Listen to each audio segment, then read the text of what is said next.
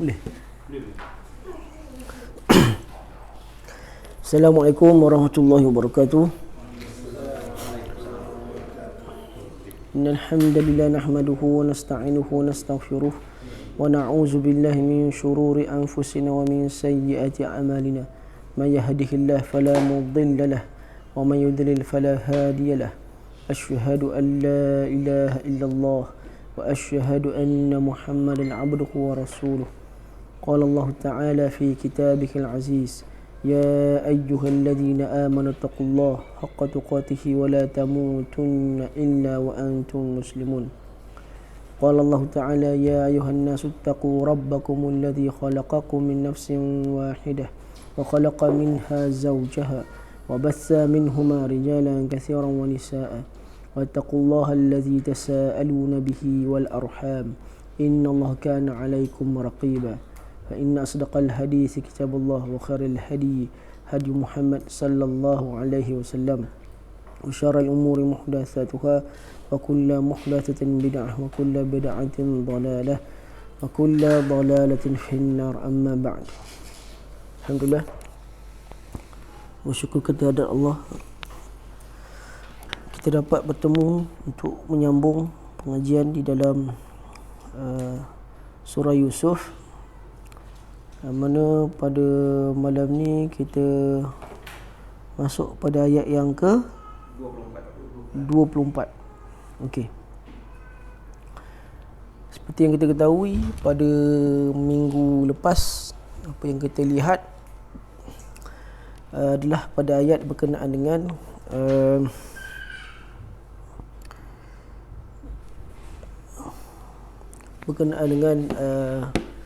Aziz, iaitu bangsawan yang telah membeli Yusuf, telah tertarik hati dengan keelokan rupa paras Nabi Allah Yusuf dan juga keelokan akhlak dia, sehingga kan dia mencadangkan kepada isterinya untuk sehingga nak menjadikan dia sebagai anak. Dan dia kata begitulah kami memuliakan Yusuf di tempat di Mesir dengan yang mana sehingga membuatkan orang melihat Nabi Yusuf sebagai rasa senang hati. Dan begitulah Allah kata kami mempersiapkan dia untuk mempelajari takwilan mimpi. Yang mana kita akan ketahui takwilan mimpi yang Allah kurniakan kepada Nabi Allah Yusuf tersebut akan menjadi penyebab dia akan dimuliakan dengan lebih tinggi lagi. Dan ayat yang minggu lepas ada menyebut wallahu ghalibun ala amrihi, yang mana Allah ni maha berkuasa, maha mentadbir atas segala setiap sesuatu. Walaupun kita menyangkakan bahawa apa yang kita rancangkan itu adalah dapat membuahkan kejayaan, tapi wallahu ghalibun ala amrihi, tapi sebaik-baik perancangan yang kita buat pun Allah yang maha mentadbir atas setiap perancangan. Perancangan Allah mendepani di atas apa-apa yang kita rancangkan. Ghalib, yang lebih menguasai atas segala sesuatu, tetapi tak ramai manusia yang menyedarinya. Itu Allah kata, beriman bahawa Allah mempunyai perancangan yang lebih baik kepada seseorang hamba itu adalah satu perkara yang tidak menjadi tidak disedari oleh ramai orang. Dan di antara cara tadabbur terhadap ayat-ayat begini seperti yang kita sebut adalah para salaf akan berdoa supaya menjadi sebahagian daripada orang yang sedikit itu terhadap perkataan-perkataan yang Allah sebut betapa sedikit. Kemudian Allah pun menyatakan berkenaan dengan walamma balagha asyuddah, apabila dia telah matang fikirannya, telah meningkat dewasa, barulah Allah mengajarkan kepada dia hukman wa ilma, iaitu segala hikmah-hikmah dan juga ilmu Dan Allah akhiri dengan ayat tersebut, wa kadzalika najzil muhsinin. Begitulah kami memberi balasan terhadap orang-orang yang baik. Jadi apa yang kita ketahui berkenaan dengan ayat-ayat tersebut adalah berkenaan dengan satu lagi, lupa. Akrimi maswah. Akrimi maswah iaitu persiapkanlah segala kelengkapan, yang mana kita ketahui bahawa Aziz dalam ayat ni, dalam surah Yusuf, Aziz adalah merupakan satu orang yang soleh. Orang yang dia tak kenal, disuruh persiapkan kelengkapan diri orang tersebut. Yang mana kita tadabbur daripada ayat tersebut adalah mengajarkan anak-anak kita berkenaan dengan sifat menghormati orang lain. Sifat menghormati orang lain, menghargai orang lain walau siapa pun dia. Yang mana Nabi SAW sendiri menyatakan ketaatan itu wa in kana abdun, walaupun dia adalah seorang hamba yang berkulit hitam. Penghargaan kepada manusia, setiap yang bernyawa. Dan juga kita ada melihat berkenaan ayat Allah kata walamma balagha asyuddahu atainahu hukman wa ilma. Yang mana kita tadabbur terhadap ayat tersebut adalah kita dalam mendidik anak-anak perlulah bersabar. Yang mana kita teruskan mendidik di dalam seluruh mendidik dan bersabarlah di atas anak tersebut tidak senang memahami satu perkara, kerana ada waktu yang sesuai untuk dia dapat menerima perkara-perkara tersebut. Dan Nabi SAW pernah sebut dalam sebuah hadis yang dhaif, hadis yang lemah tapi tidak terlalu lemah, dhaif, menyatakan bahawa khatibun nas ala qadri uqulihim, bercakaplah, berbicaralah dengan manusia di atas mengikut keadaan akal orang yang kita bercakap. Bermakna bercakap mengikut nada orang yang kita bercakap tu. Seandainya dia merupakan seorang yang kita lihat kita bercakap dengan orang yang ilmiah, orang yang terpelajar, maka cara kita bercakap pun mengikut nada yang sesuai dengan orang yang kita bercakap. Seandainya kita bercakap dengan orang yang biasa, maka kita bercakap mengikut kadar akal mereka. Kerana itu sebab Allah kata apa? Ketika Allah menunggu sehingga waktu yang sesuai, Allah mengajarkan kepada dia hikmah. Kemudian ada berkenaan dengan ayat dengan bermulanya kisah pertama berkenaan dengan warawadatsu allati huwa fi baitiha, iaitu isteri kepada Aziz tersebut, bangsawan tersebut, yang dipanggil sebagai Zulaikha ataupun Zalikha ataupun Zilikha tu kan. Yang tak pentinglah nama tu, yang penting wanita tersebut yang dikatakan sebagai Zulaikha itu mula menggoda Nabi Allah Yusuf. Tetapi ayat yang kita baca pada minggu lepas, yang mana Allah menggunakan perkataan berlapik di dalam menyatakan tentang si pelaku, yang mana Allah cuma menggunakan perkataan yang tu bermakna yang tidak diketahui, tidak disebut secara khusus. Dia sebagai satu isyarat bahawa di dalam manusia yang melakukan kesalahan, maka aibnya janganlah kita menceritakan namanya secara khusus, kita sebut nama dia secara khusus. Dan dia menggoda Nabi Yusuf untuk kepuasan nafsu dirinya, yang mana dia waghallaqatil abwab, dia menutup semua pintu-pintu. Sebab dalam perkataan ni dia menggunakan perkataan al-abwab, plural ataupun jamak bagi bab, pintu. So banyak pintu panggil abwab. Sebab seolah-olah semua pintu dalam rumah semua dah tutup habis, tak ada jalan keluar. Wa qalat haytalak, dan dia pun memanggil Yusuf dengan panggilan yang menggoda dengan perkataan hayt.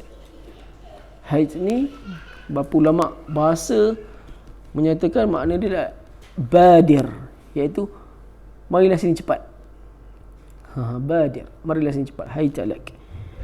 Qala ma'azallah. Dan Nabi Allah Yusuf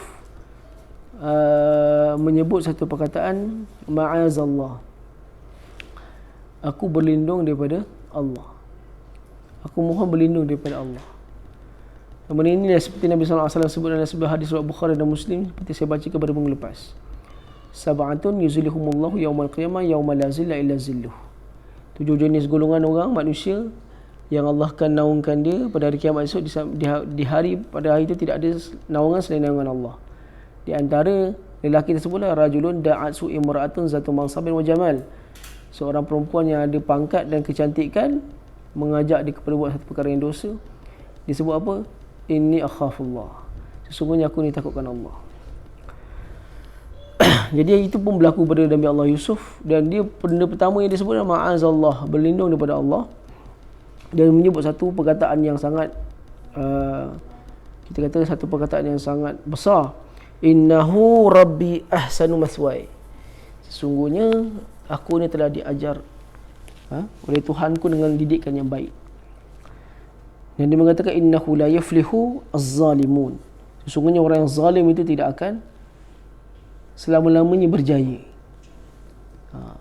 Jadi itu yang kita tadabbur pada ayat ini, menyatakan bahawa di antara perkara yang dapat menyelamatkan kita daripada terjerumus kepada melakukan perkara-perkara dosa adalah dengan kita kena menyebut beberapa perkataan yang dapat menyedarkan diri kita. Kita kata, macam saya sebut sebagai bentuk macam magical words kan, kata-kata sakti, kata-kata hikmat, agar menghalang kita daripada terjerumus ke dalam satu-satu dosa. Yang mana Nabi Allah Yusuf menyebut innahu la yuflihu zalimun, sesungguhnya orang yang zalim itu tidak akan pernah berjaya. Itu apa yang perlu kita sematkan dalam minda anak-anak berkenaan dengan suatu azimat di dalam menepani cabaran-cabaran dalam hidup, menepani segala perkara godaan yang boleh membawa kepada dosa kepada Allah dengan menyebut perkataan-perkataan yang datang daripada Al-Quran. Seperti kita lihat dalam surah, kalau kita lihat kepada kisah-kisah Nabi-Nabi yang terdahulu pun, kebanyakan mereka akan adanya doa mereka sendiri yang mereka ucapkan dalam menghadapi sesuatu perkara. Dan ayat yang pada malam ni Allah mengatakan wa laqad hammat bihi wa hamma biha laula ar-ra'a burhana rabbih kadzalika linasrifa anhu su'a wal fahsya innahu min ibadina al-mukhlasin. Seterusnya Allah katakan wa laqad hammat bihi, sesungguhnya Zulaikha itu sendiri hammat bihi, memang dah suka pada dia, memang orang kata tertarik kepada dia, hammat bihi wa hamma biha. Dan Nabi Allah Yusuf pun tertarik kepada dia, tetapi dua situasi yang berbeza. Satu, yang memang suka ni sampai nak buat benda yang tak baik. Macam mana kita tahu? Cubaan dia telah banyak kali berlaku, godaan tersebut. Sebenarnya godaan tersebut berlaku secara berulang kali. Macam mana kita tahu benda tu berlaku berulang kali? Pada perkataan rawadatsu. Selepas ra tu ada alif. Alif tambahan itu menunjukkan perkara tersebut berlaku secara berulang kali. So berlaku, godaan itu berlaku berulang kali. Itu sebab Allah kata dia memang suka betul lah kepada Yusuf. Memang dia sendiri hammat bihi, memang nak betul. Wa hamma biha, dia pun nak juga kepada Zulaikha. Tetapi para ulama membahaskan berkenaan hal ni dalam beberapa pandangan. Ada yang mengatakan, adakah betul Nabi Allah Yusuf ni sukakan kepada Zulaikha ni seperti mana Zulaikha suka kepada dia? Adakah dia satu cinta yang berbalas? Tetapi para ulama mengatakan, antaranya Al-Imam Tahir bin Ashur dalam kitab dia Tahrir wa Tanwir, dan juga Syekh Sa'id At-Tantawi dan kita ada tafsir Al-Wasit mengatakan bahawa apa yang dialami oleh Nabi Allah Yusuf, perasaan dia ketika itu bersama dengan Zulaikha adalah al-'adatul basyariyah, iaitu sifat seorang manusia biasa yang mana kecintaan kepada lawan jantina berlawanan itu adalah benda yang fitrah. Apakah dalilnya? Dalilnya pada ayat selepas, laula ar'a burhana rabbih. So mereka mengatakan sebenarnya ayat ni kena baca terbalik. Ayat ni memang macam ni bentuk dia, tetapi cara nak faham dia kena baca terbalik. Itu benda yang biasa berlaku dalam bahasa Arab dan juga dalam Al-Quran. Al-Quran dia selalu benda yang patutnya duduk depan, dia dudukkan belakang. Benda yang patut duduk belakang, dia dudukkan ke depan, dengan tujuan untuk menarik perhatian pembaca. Orang yang faham bahasa Arab, dia akan nampak kenapa benda duduk kat depan, patut benda duduk kat belakang. Contoh macam iyyaka na'budu wa iyyaka nasta'in. Sepatutnya na'buduka, tapi tak, ka tu duduk depan. Iyyaka na'budu. Ayat ni sama, berlaku benda terbalik. Soalan nak sebut macam ni, Zulaikha sukakan kepada Yusuf dan Yusuf sukakan kepada Zulaikha. Kalaulah tidak disebabkan dia melihat, dia menyedari tentang ayat-ayat Allah, itu ayat dia, terjemahan dia tergantung. Sebab dia guna dengan laula. Laula ni kita masukkan kalau tidak. So sepatutnya bacaan dia macam ni, kalau tidaklah kerana Yusuf ni teringatkan ayat-ayat Allah, dia pasti tidak akan rasa suka kepada Zulaikha tu. Suka tu bermaksud sampai nak buat tu benda yang terjatuh ke kancah penzinaan. Maksudnya ayat belakang tu kena baca dulu. Kalau nak dari sudut nak faham dia lah, dari sudut pemahaman, ayat ni duduk letak dia macam itu dah. Tapi untuk nak faham dia, kalau kita baca tafsir, okey, sekarang saya tanya, dalam terjemahan Melayu dia sebut apa? Zulaikha, perempuan tu, wanita itu, dan sebenarnya perempuan itu telah berkeinginan sangat kepadanya. okey, Dan Yusuf pula mungkin sebab apa dia guna? Semua dia tulis perkataan mungkin tak? tak ada. Oh, tak ada. Abangnya dia sebut macam mana? Perempuan itu telah berkehendak kepadanya Yusuf, dan Yusuf pun berkehendak kepadanya. Okey. Sekiranya dia tidak melihat tanda dari Tuhan. Okey. Saya lebih betul. Itu sebab dia kena baca terbalik. Pemahaman dia kena baca terbalik. So saya lebih setuju kalau seandainya tu diterjemahkan dengan mungkin macam itu. Sebab apa kena ada mungkin? Kerana satunya, seandainya dia seolah-olah bagaikan cinta berbalas, maka itu akan mencemarkan maruah seorang Nabi. Maruah seorang Nabi. Tetapi keinginan Yusuf tersebut adalah berdasarkan kerana keinginan seorang manusia biasa pada masa itu, keinginan, sebab segala penyebab ada depan mata. Segala penyebab ada depan mata. Jadi itu sebab dia guna perkataan mungkin untuk menjaga maruah seorang Nabi, tidak mencalakan maruah seorang Nabi. Sebab ayat dalil selepas tu menyatakan bahawa kalaulah tidak kerana dia terkenangkan ayat-ayat Allah, pasti dia dah akan terjatuh ke kancah penzinaan. Ini benda yang penting. Laula ar'a burhana rabbi. Itu sebab saya kata tadi, dalam menghadapi godaan nafsu, kena ada satu ayat yang kita pegang, yang membuat sebagai satu azimat untuk buat kita tak berani nak lakukan sesuatu dosa. Itu sebab dia kata, kalau sebabkan tidak dia teringatkan ayat-ayat Allah ni,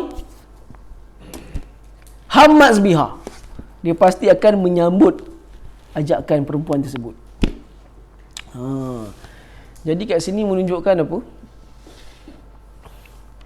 Itu sebab untuk mengelakkan godaan nafsu, godaan maksiat yang datang daripada, berpunca daripada sama ada perkara dosa apa-apa pun. Lebih-lebih lagi dalam ayat ni menyatakan berkaitan dengan fitnah daripada perempuan.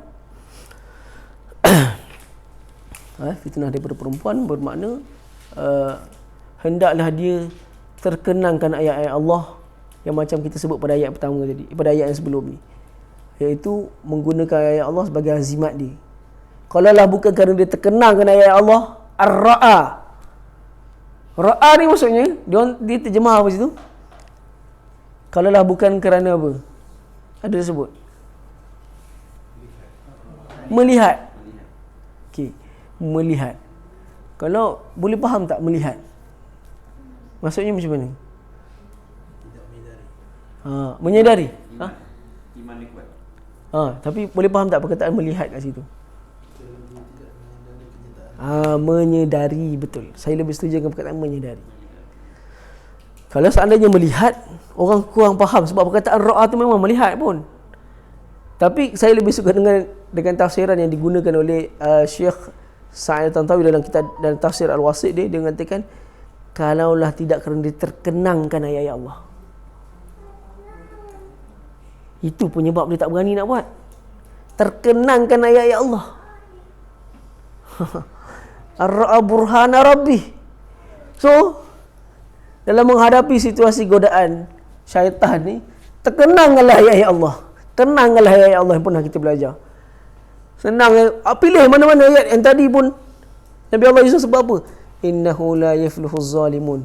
Kau kena ingat, orang yang zalim berani langgar hukum Allah ni takkan berjaya. Takkan berjaya bermakna apa? Takkan berjaya masuk syurga Allah. Kau kena ingat, cakap Daud, kau kena ingat tak dapat masuk syurga kau buat benda ni. Contoh cakap itu pada diri sendiri.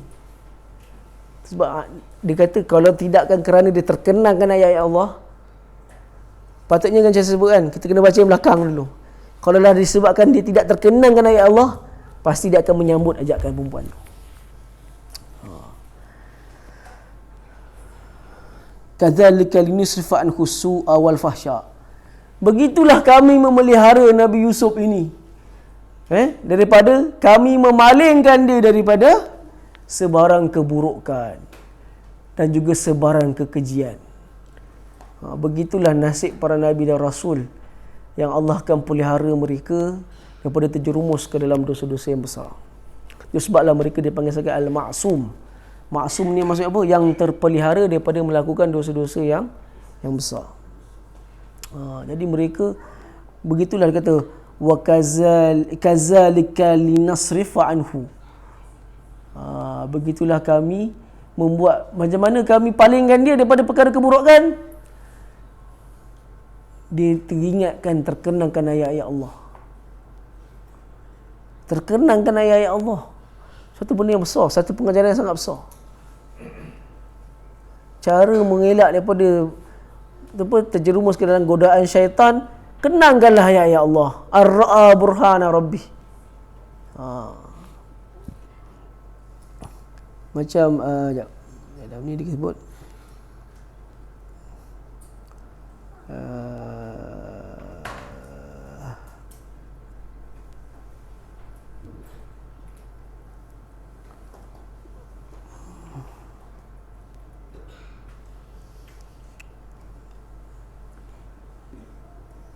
okey. Jadi kat sini kita tengok apabila orang ini, satu perkara kita boleh belajar daripada ayat ni juga, apabila orang ni berpegang dengan ajaran agama, berpegang dengan apa yang tercatat, termaktub dalam wahyu Allah daripada Al-Quran dan As-Sunnah, orang-orang yang berpegang dengan ayat Quran dan juga As-Sunnah, Allah akan pelihara dia daripada terjerumus ke dalam perkara dosa dan maksiat. Sebab dia ada azimat benda dia nak pegang, benda tu tak boleh buat. Sebab apa? Dia mempelajari sesuatu daripada Al-Quran dan As-Sunnah. Seperti kita sebut tadi dalam hadis riwayat Bukhari Muslim tadi tu, seorang lelaki yang nak digoda, dia sebut apa? Inni akhafullah, sesungguhnya aku ini takutkan Allah. Sesungguhnya aku ini takutkan Allah.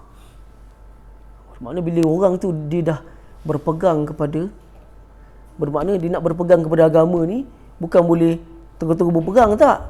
Sebenarnya seorang itu dia boleh berpegang kuat dengan agama dia hanya apabila dia ni jenis orang pergi kelas, orang belajar, orang membaca, orang yang beramal, barulah akan menjadi orang yang pegang kuat agama ni. Kita tak akan dapat pegang kuat agama ni kalau kita bukan jenis orang yang belajar. Setuju tak? Kita tak akan dapat jadi orang yang kuat berpegang agama kalau kita bukan jenis orang yang belajar. Kalau kita bukan jenis orang yang pergi kelas, kita bukan jenis orang yang membaca buku, menghafal, membaca ayat-ayat Allah, tadabbur, membaca hadis Nabi, pergi kelas-kelas bacaan-bacaan hadis, dengan kuliah, dengan ceramah. Kalau kita bukan jenis orang macam itu, maka orang macam inilah yang akan senang terjerumus ke dalam kancah dosa dan maksiat. Tapi Allah pelihara bagi orang yang pegang agama ni dengan kuat disebabkan ilmu-ilmu yang telah dia pelajari, atas sebab usaha dia mempelajari ilmu-ilmu Allah, atas sebab dia belanjakan duit yang dia ada untuk pergi menuntut ilmu Allah, untuk menuntut ilmu-ilmu agama, supaya diri dia terselamat daripada sebarang godaan nafsu dan syaitan. Itu sebab itulah pentingnya menjadi orang yang berilmu. Saya teringat kata-kata Syekh Said Al-Kamali hafizahullah ta'ala dulu masa dia datang Malaysia itu. Ada satu ceramah ni dia sebut satu perkara yang bagi saya satu perkara yang sangat baik untuk direnungkan bersama. Dia kata, jadilah orang yang berilmu kerana Allah ni akan muliakan orang yang berilmu ni sehinggakan binatang yang berilmu pun Allah akan muliakan dia. Kerana anjing yang terlatih adalah syarat sahnya memakan buruan hasil buruan anjing. Fakulu mimma amsakna alaikum wazkurismallahi alaih, dan makanlah apa-apa yang diambil oleh binatang buruan. Dan ya? Okey, di sini ada perbahasan mazhab. Di sini ada perbahasan mazhab. Ikut dalam kalau mazhab Syafi'i, kita akan nampak memang ada suruhan menyamak binatang buruan tersebut. Tapi kalau mazhab Maliki, tidak ada suruhan menyamak binatang tersebut. Dengan alasan sebab tak ada dalil nak suruh samak. Itu mazhab Maliki lah. Sebab Allah sendiri katakan, apa yang diambil binatang buruan tu, kau makanlah, bacakanlah nama Allah. Sampaikan disebabkan ayat itulah dia mengatakan bahawa jilatan anjing itu tidak najis. Kalau anjing menjilat bekas, tak payah basuh pun tak apa. Dengan air tanah pun tak payah. Kau basuh air biasa je dah cukup. Sebab apa? Takkanlah bekas diambil buruan boleh makan, tiba-tiba bekas dia jilat, kena basuh. Macam tu. Di sini para ulama menghadkan beberapa peraturan. Pertama, mestilah anjing itu terlatih. Itu yang poin utama Syekh Said kalau nak sebut. Anjing disyaratkan terlatih baru boleh makan buruan dia. Para ulama mengisyaratkan yang mana kalau disuruh bangun dia bangun, disuruh lari dia lari. Kalau suruh okay boy, come on boy, duduk diam je, itu tak boleh. Buruan dia tak halal dimakan. Kau boy 13 kali, boy pun dia tak jalan, tak boleh. Nak cakapnya apa? Yang berilmu di kalangan binatang pun Allah muliakan dia. Apatah lagi manusia. Okey, ini maklumat tambahan lah. Kedua, hendaklah melepaskan anjing tersebut dengan menyebut nama Allah. Bismillah, come on boy. Bismillah. Dan seandainya kita nampak dia berebut dengan anjing lain, binatang buruan tersebut tak halal dimakan. Kerana kemungkinan waktu dia berebut dengan anjing lain, sebahagian ulama ada membahaskan waktu tu dia mula keluarkan bakteria daripada air liur dia. Kerana waktu dia yang dalam keadaan terlatih ni, dia akan gonggong tu dalam keadaan biasa. Tapi bila dia dah mula berebut, Seandainya dia berebut sebab dia kata, kita tak tahu sama ada dia makan tu, dia ambil tu untuk makanan diri dia ke ataupun dia buat untuk buruan. Kalau seandainya dia ada, kita nampak ada pergelutan dia dengan anjing-anjing lain. Kemudian seandainya anjing tersebut telah mengonggong seekor binatang, tapi binatang tersebut tidak mati lagi, terlepas. Kemudian orang tu pun balinglah tombak ke panah ke. Kena pastikan yang mengenai binatang tersebut adalah bahagian tajam alatan tersebut. Seandainya bahagian yang bukan tajam terkena binatang tersebut, tak halal dimakan, kerana dia mati atas sebab an-natihah, dipukul, bukan sebab direjam, kerana rejam mematikan dia. So itu maklumat tambahan lah. Kalau kita baca dalam hadis surat Muslim, dia kumpulkan dalam satu bab keharusan memakan buruan anjing. Kalau kita tengok kat negara Arab, biasalah tu. Satu lagi Arab, dia orang suka main bas. Bas ni apa? Tu helang. Dia satu lambang kekayaan lah orang Arab ni. Tapi ni Arab Khalij, belah-belah Oman, Qatar tu kan, belah-belah Oman ni, dia orang cukup suka main bas, helang. Dia kalau burung-burung ni pun dia lepaskan bas dia, punya cekapnya binatang tu lari cepat. Bila dia terlatih kan, yang tu dia orang pakai anjing lah. Yang hound tu apa nama dia? Greyhound yang gagah tu. Yang badan dia gagah tu, greyhound tu. Yang dia pakai anjing yang tu. Kalau di bulan Maghribi, anjing dia buat pet. Itu masalah. Dia buat pet. Sedangkan anjing yang dibuat pet ni mengurangkan kirat pahala jika disimpan dalam rumah. Kerana apa? Sifat dia yang kotor lah. Dan satu lagi, sebagian mazhab menganggap jilatan dia jikalau dia basah. Tapi dia tak mensyaratkan kalau kering tak berlaku apa. Sebab apa? Keadaan basah ni ialah keadaan perpindahan najis. Sebab dia mensyaratkan basah. Seandainya kering, tak ada apa-apa hukum kat situ lah. Kalau mazhab Maliki paling best sekali dalam bab ni. Seluruh badan anjing adalah suci. Seluruh badan anjing adalah suci. Jadi disebabkan tu orang Maghribi ada yang bela dalam rumah, sebenarnya salah. Bela dalam rumah pun salah. Yang dibenarkan ni untuk buruan ataupun untuk menjaga tanaman, ialah al-hirasah dia panggil. Bahkan dulu mazhab Maliki, antaranya Imam Ibn Abdul Bar pernah berfatwa wajib belanjing. Belanjing ni wajib. Sebab waktu tu kecurian banyak berlaku tu. Dia fatwa wajibnya belanjing waktu tu. So anjing ni kalau di masyarakat Malaysia satu benda yang tabu lah, kita kata kan. Itu benda agak sensitif lah. Kalau di negara-negara Arab, anjing ni tidak menjadi perkara yang sensitif sangat pun. Tidak menjadi perkara yang sensitif.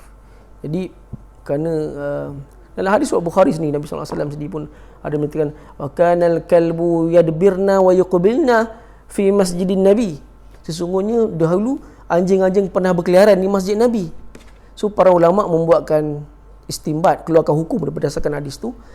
Seandainya benda tu kotor, Nabi akan suruh jiruskan air. Seperti mana seorang Arab Badui yang kencing di masjid, Nabi suruh jirus air. Menjirus air adalah tanda benda tu kotor. Tapi Nabi tak ada sebut pun pasal jirus air, walaupun dia berkeliaran di masjid Nabi. Itu di antara hadis yang digunakan oleh mazhab Maliki lah dalam bab ni. Cuma kata atas nak sebutnya apa? Anjing yang terlatih pun dimuliakan oleh Allah. Ini kan apatah lagi manusia yang berilmu, lebihlah ditinggikan oleh darjat dia oleh Allah. Jadi kita nak sebutnya, poin utama dia apa? Poin utama dia adalah bertetapanlah di atas jalan menuntut ilmu. Dan kalau boleh, bercita-citalah mati dalam keadaan sedang menuntut ilmu. Bercita-citalah macam itu, Mirza. Bercita-citalah agar kau mati dalam keadaan menuntut ilmu. Itu tanda kita istiqamah, menuntut ilmu. So seandainya orang itu menuntut ilmu, kita kena sebut. Sebab apa saya sebut benda macam ni? Sebab atas sebab kepengetahuan yang Allah berikan kepada Nabi Yusuf lah menyelamatkan daripada kancah maksiat. Betul tak? Sebabkan apa? Dia terkenangkan ayat-ayat Allah. So kita pun kena jadi macam dia. Nak buat dosa, nak sayang sesuatu yang boleh membawa kepada perkara dosa, benda ni zalim ni, Allah tak redha dengan orang yang zalim. Apa benda aku buat ni, benda zalim ni, berdosa, tak masuk syurga aku. Kenangkan ayat-ayat Allah ketika kau nak terjerumus ke dalam dosa. Sebab Al-Imam Ibn Taymiyah, minta maaf sikit ni fatwa yang agak sensitif lah aku nak sebut. Al-Imam Ibn Taymiyah sebut dalam kitab Majmu' Fatawa, dia mengatakan bahawa seandainya seorang lelaki diajak untuk melakukan satu perkara yang tak baik dengan seorang wanita, difatwakan ketika itu dia keluarkan maninya dengan tangan lebih baik daripada dia menerima ajakan tu. Kerana bagi dia seandainya telah dikeluarkan, maka habislah segala nafsu dia dah tak ada. Dia fatwa macam tu. Lebih baik dia buat benda tu. Gitu. Kalau seandainya dah baca Al-Quran pun tak jalan, kau dah buka MP3 pun setan bersarang lagi kat kepala kau buatlah benda tu. Betul, kita manusia lain-lain iman. Iman manusia berlainan. Ada orang jenis boleh tahan kalau setakat perempuan ni dia tak ada apa, dia duit dia tak boleh. Contoh, ada orang macam tu. Ada orang kau bagilah duit macam mana pun, tapi janganlah perempuan, dia tak boleh, dia lemah. Setiap orang berdasarkan tingkatan iman masing-masing. Kita tak tahu keadaan masing-masing. Berdasarkan amalan dia, ketingkatan iman dia. So kalau berlaku dalam kes-kes macam ni, ada orang terkenang ayat Quran, dia boleh. Ada orang kau baca, kau jirus dia Yasin pun tak jadi apa. Kan?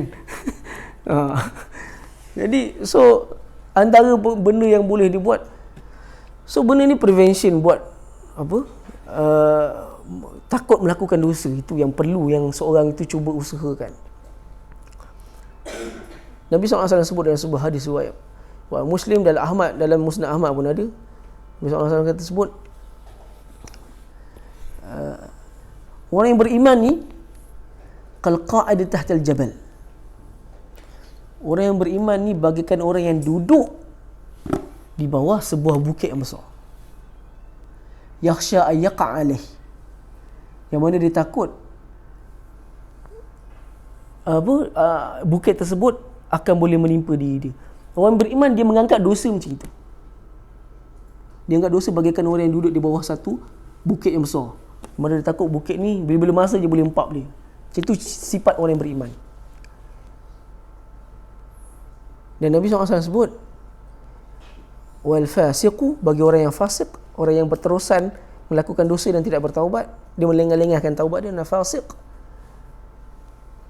Kazzubabi alladhi yamuru ala anfihi allazi yaf'alu bihi hakaza zahaba wamar.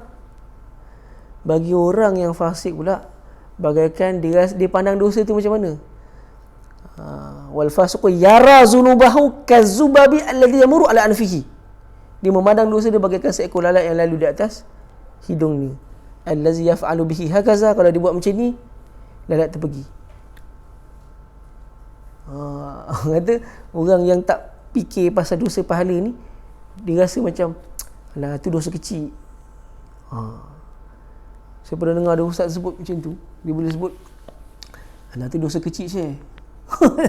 Saya dengar pun saya macam kau biar betul ustaz ni. Dia boleh sebut tu dosa kecil Syekh, dia kata dosa kecil. Sedangkan Nabi sebut orang yang beriman ni, dia pandang dosa dia bagaikan dia duduk kat bawah apa nama? Bukit yang besar. Yakhsha ayaka alaih. Dia takut bila-bila masa je benda tu boleh jatuh kat dia. Dia takut bila-bila masa je Allah boleh balas kat dia. Ini mereka kata, itu dosa kecil Syekh. Dia kata, itu dosa kecil Syekh. Panggil kita Syekh pula tu. Saya tak suka orang kalau dia cakap kita, entah Syekh, entah jangan macam ni Syekh. Relax lu. Anak bukan apa Syekh, entah Syekh, kan tak ada. Setiap dosa tu dipandang semuanya benda yang besar. Bukan dia pandang dosa kecil pun dosa besar, tak. Dia pandang semua benda tu adalah benda yang besar. Tapi bagi orang yang fasik, bagaikan melepaskan batuk di tangga, kita panggil kan. Batuk tu bukannya macam turun tangga macam tu, bukan. Ramai orang dianggap melepaskan batuk di tangga, tak. Batuk tu lah tempat yang cedok air dekat tempayan tu punya. Ya. Bermakna bila orang zaman dulu, dia orang ada satu tempayan kecil kat belah tangga, dia ada satu batuk, iaitu gayung yang daripada tempurung kelapa tu. Itu dia panggil batuk. Bermakna orang yang buat tak kisah, budak-budak ni, kalau dia jerus kaki dia, lepaskan, dia terus balingnya batuk tu dekat tepi tangga. Bermakna tak ambil kisah, bagaikan melepaskan batuk di tangga macam itu je. Bukan nak letak betul-betul, dia sepahkan je. Sebab dulu saya tanya budak-budak Janam, dia kata macam ni Ustaz. Macam tu dia kata. Turun tangga sampai turun tangga dia kata. Bukan. Jadi kita kata apa? Semuanya dipandang itulah sifat orang yang beriman. Sifat orang yang beriman adalah memandang semua perkara adalah benda yang besar. Ya, jangan kata disebabkan ilmu yang dia ada, dia pun kata tu tak apa, dosa kecil Syekh benda tu. Salah. Okey. So tu yang kata-kata kena berusaha seorang itu. Cara dapat menyangkis daripada berani melakukan dosa adalah istiqamahnya dia menuntut ilmu dan dia berpegang dengan ilmu yang telah dipelajari. Seandainya dah pergi kelas, pergi kelas tiap-tiap minggu sekalipun, tapi dosa pahala masih tak kisah lagi, dia belum dapat lagi buah keimanan yang hasil daripada benda yang dia telah belajar. Seperti mana Imam Syafi'i menyebutkan bahawa ilmu itu adalah apa? Perubahan perangai. Perubahan tingkah laku adalah ilmu. Ilmu itu adalah perubahan tingkah laku. Tingkah laku dia berubah disebabkan ilmu yang telah dibelajar. Dan dia mengatakan bahawa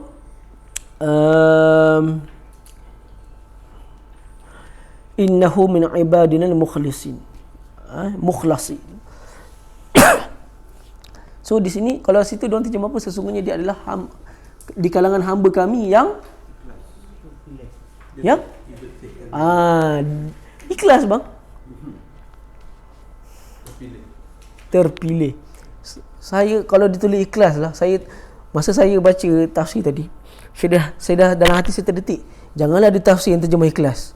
Memang ada terjemah ikhlas. So kebanyakan ayat-ayat Quran di dalam Quran, kalau dia masuk dalam perkataan ada perkataan ikhlas, dia bermaksud benda itu sama ada bersih daripada dosa ataupun tauhid yang kuat kepada Allah. Sebab tu bila syaitan berjanji akan menggoda manusia di kiri dan kanan semua, dia kata apa? Kecuali hamba-hamba kau yang mukhlisin, yang ikhlas. Kebanyakan orang akan sebut ikhlas, tapi tidak. Ikhlas kat situ bermakna, ikhlas ni asal maksud dia adalah bersih. Itu ikhlas. Khalas ada sebut khalas okey macam tu. Khalas okey. Mukhlas ialah ikhlas. Kalau Al-Quran ada sebut ikhlas, bermakna benda itu sama ada bersih, terpilih, disucikan ataupun tauhid yang tinggi. Bermakna nak selamat daripada godaan syaitan adalah dengan tauhid yang tinggi. Tauhid yang tinggi datang daripada mana? Ya? Ilmu yang dipelajari. Itu datangnya tauhid yang tinggi. Ilmu yang dipelajari, kelas yang dia pergi, buku yang dia baca. Itu yang semua yang dapat melahirkan keimanan dan keikhlasan. Keikhlasan kat sini apa? Kita sebut ikhlas ni apa? Tauhid yang kuat. Akidah yang kuat. Kepercayaan kepada Allah yang kuat. So dalam ayat ni mukhlasin ialah kalau disebut yang terpilih, ya benar, yang terpilih. Ataupun kita boleh sebut yang disucikan daripada melakukan dosa yang besar, yang dihindarkan daripada melakukan dosa. Innahu min ibadina al-mukhlasin. Sebab kalau dia nak kata orang tu ikhlas, dia tak boleh sebut mukhlas, dia kena sebut mukhlis. Tapi dalam ayat sebut mukhlas, yang dibersihkan, kerana mukhlas dalam bentuk maf'ul, pihak yang kena buat. Kalau mukhlis dalam bentuk pihak yang membuat. Tapi bila baris atas, kena buat ke yang membuat? Yang kena buat. Bermakna dia sudah dibersihkan. Tapi saya pelik juga. Jap, abang punya tafsir tu dia ada dua. Satu prakata, satu lagi yang dalam ayat. Kalau dalam ayat kat bahagian tepi tu, dia tulis apa? terpilih. Terus saya kata sebaik dia sebut yang terpilih. Sebab dia punya, kalau macam jenis abang punya, dia dua. Yang tengah-tengah tu yang mengikut prakata. Ya, sesuatu ayat. Itu sebab dia kata ikhlas. Saya kata kalau ikhlas salah. Tapi dia kan ikut perkataan. Tapi kalau mengikut satu jumlah perkataan, dia kan duduk bahagian tepi tu. Bahagian tepi tu untuk satu jumlah perkataan. So betul lah sebenarnya tafsir dia. Kita bukan kata, macam selalu saya bincang lah dulu masa dengan Abang Razik dan lama-lama dulu, banyak benda yang kita bincangkan balik terjemahan dia. Banyak. Sebab Abang Razik pernah cerita dulu, ada tesis yang buat PhD abang, yang betulkan balik terjemahan tafsir Malaysia ni. Sebab kita kena sort satu demi satu. Kadang-kadang dia kena tengok, kadang-kadang dalam terjemah tu adakah dia mengikut pandangan muktamad tafsir yang ada. Satu. Kerana pandangan tafsir ni pelbagai. Okey, mukhlasin. Kemudian disebut wastabaqal baba. Kedua-duanya berlari ke arah pintu. Okey, sekarang ni kita tengok. Ayat tadi sebut pintu-pintu betul tak? Ayat ni sebut pintu je. Sebab apa? Sebab tadi dia nak tutup semua pintu. Kali ni dia nak lari ke arah satu pintu, jalan keluar. Bermakna Nabi Allah Yusuf terus nak keluar. Wastabaqal baba. Kedua-duanya berlari ke arah pintu. Allah guna perkataan apa? Allah tak guna perkataan dia berlari. Allah tak guna perkataan Nabi Yusuf berlari ke arah pintu, tak. Tapi dia libatkan sekali dengan perempuan tu. Wastabaqa ni maksudnya kita boleh sebut gini, mereka berlumba-lumba. Ada tak yang terjemah berlumba-lumba? Ada Mungkin kejar-kejar. Okey. Sebab sabaqa ni bermakna lumba. Kedua-duanya berlumba-lumba. Seorang nak buat maksiat, seorang nak lari maksiat. Sebab berlumba-lumba kedua-dua ke arah pintu. Di sini kita akan dapat isyaratnya adalah hindarilah maksiat seperti mana larinya orang larinya Nabi Allah Yusuf ke arah pintu. Cepat. Terkenalkan ayat Allah, bertindak cepat. Berlari. Bermakna maksiat ni kena lari daripadanya. Bukan setakat menghindari je, lari daripadanya. Wastabaqal baba. Kedua-duanya berlari-lari ke arah pintu tersebut.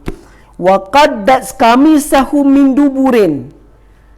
Qaddat. Kemudian dalam pada dia berlari tu, dia dapat menarik baju Yusuf daripada arah belakang dan dia telah mengoyakkan baju Yusuf daripada arah belakang. Dubur. Dubur ni apa? Setiap benda yang bersifat arah belakang dia panggil dubur. Ad-dabar. Jadi macam kita sebutlah tadabbur, kan? Ada perkataan dubur, kan?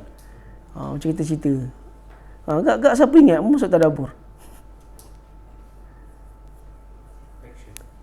Okey, action, betul. Kalau dari sudut bahasa, ekoran. Bagus. Ekoran. Bermakna benda yang bersifat belakang dia akan dubur. Dubur. Dia tarik daripada belakang baju tersebut. Okey. Wa alfaya sayyidaha.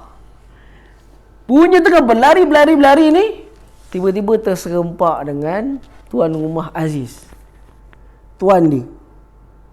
Dia terserempak dengan keluar. Tengok, tuan dia dah terpadu depan pintu. Ladal bab, dekat depan pintu. Dia nak keluar ni. Bila dia buka je pintu, tengok tuan dia ada kat depan. Qalat. Siapa yang berkata? Bini dia sebut.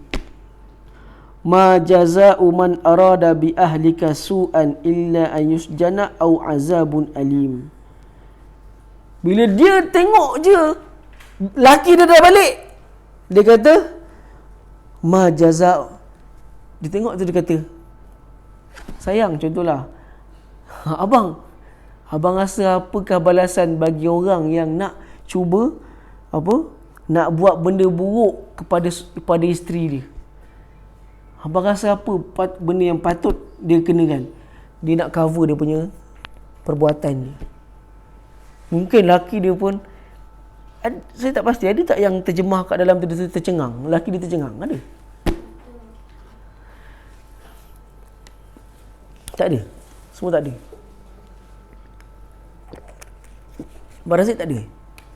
Tercengang. Abang Fairuz tak ada? Tak ada tercengang Sebab saya ada terbaca yang ada tafsir Melayu yang tulis tercengang. Tak ingat kat mana baca. Dia kata bila dia sampai tu, dia jumpa laki dia pun abang rasa orang yang nak buat buruk. Senang tapi dalam kurungan. Ada kan? Itulah. Jadi kita dapat tercengang.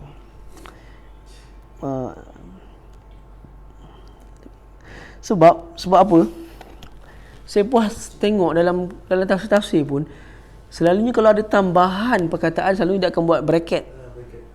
Tetapi benda dalam bracket pun dia mesti ada ayat dia yang mana. Selalunya kalau dia adalah petunjuk ayat yang menunjukkan boleh ditambah terjemahan lebih. Tapi saya pun tak faham dari mana datang tercengang tu. Tapi kalau dari sudut make sense lah. Buka-buka pintu dia tercengang, make sense bagi saya. Maksudnya dia tak melalui ayat Quran, tapi melalui wacana pada satu benda yang mungkin akan berlaku. Kan? Yang kita kata macam contoh, bila dia nampak lelaki dia terpacul lepas pintu, Al-Fayal ladal bab, maksudnya terpacul lepas pintu. Dia kata, bang, abang rasa apakah balasan yang patut bagi orang yang nak buat buruk dengan isteri abang? Dia dua je bang, sama ada orang tu kena penjara atau orang tu kena seksa. Dia pula bagi cadangan kepada lelaki dia. Sebab apa dia cakap macam tu? Sebab dia nak tunjuk, contoh-contoh dia play victim lah. Dia ni tak bersalah. Dia rasa dia play victim lah. Dia terus cakap dengan suami dia macam tu. Kemudian Nabi Allah Yusuf bangkit, mempertahankan maruah dia. Dia pun mengatakan apa? Qala hiya rawadatni an nafsi. Tak tuan, dia ni yang sebenarnya goda aku. Dia ni sebenarnya yang goda aku. Wa syahida syahidun min ahliha. Jadi di sini kita kena nampak tu benda. Okey. Sini kita nampak tu benda, iaitu seseorang itu kita kena sematkan dalam pemikiran anak kita bahawa bangkit mempertahankan diri sendiri itu adalah benda yang perlu ada bagi seorang lelaki. Benda yang perlu ada bagi seorang yang beriman. Mempertahankan maruah dia, berjuang mempertahankan maruah dia. Adalah satu benda yang cannot be ashamed of lah, kita kata. Tak perlu benda yang nak dimalukan. Bermakna bangkitlah mempertahankan apa-apa fitnah yang kena pada diri kita. Kena jelaskan fitnah ini. Yang mana seandainya tapi dia mengikut situasi lah, orang kata. Mengikut situasi. Sebab satu contoh, kalau kita diamkan satu fitnah kat atas diri kita, kita diamkan, so orang akan kata ini diam ni tak memang dia buat ni. Orang cakap macam tu. Tapi satu sudut lagi pula, seandainya dia